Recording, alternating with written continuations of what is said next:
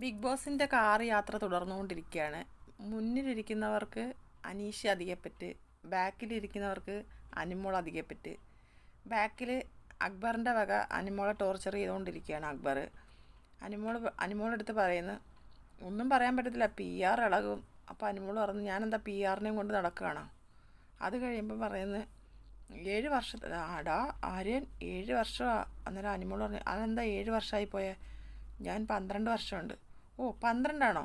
അപ്പോൾ 12ൽ ഉറപ്പിക്കാവോ? അങ്ങനെ തുടങ്ങി കളിയാക്കലും കുറ്റം പറച്ചിലും.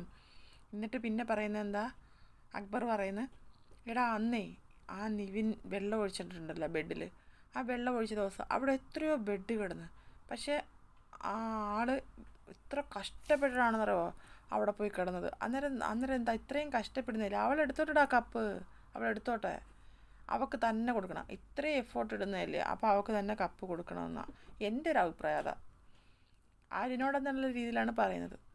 ഫ്രണ്ടിൽ അതിനേക്കാളും കഷ്ടം നൂറ തള്ളി തള്ളി തള്ളി, നൂറയും ആര്യനും കൂടെ തള്ളി തള്ളി തള്ളി അനീഷിനെ ഒരു പരുവാക്കിയിട്ടുണ്ട്. അനീഷ് ഒരു അക്ഷരം പോലും മിണ്ടുന്നില്ല. ഇവരെന്തൊക്കെയോ പറയുന്നുണ്ട്. ആ ഡോറ് തുറന്നു കിടന്നപ്പോൾ അയാളെ തള്ളി പുറത്താക്കേണ്ടതായിരുന്നു. കള്ളൻ ഇരിക്കുന്ന കണ്ടില്ലേ മിണ്ടാതെ. അനീഷിനെ പറയാണ് കള്ളനെന്നൊക്കെ വിളിക്കുകയാണ്.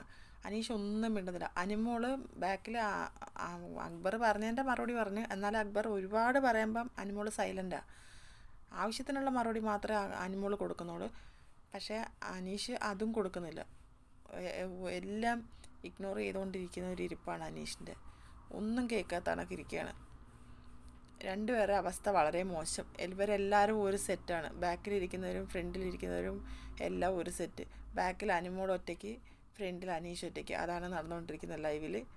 അപ്പം നിവിൻ ഔട്ടായിട്ടുണ്ട്. അപ്പം അടുത്തൊരു ലൈവുമായിട്ട് ഞാൻ വീണ്ടും വരാം. എല്ലാവരും എൻ്റെ ചാനൽ സബ്സ്ക്രൈബ് ചെയ്യണേ, സപ്പോർട്ട് ചെയ്യണേ.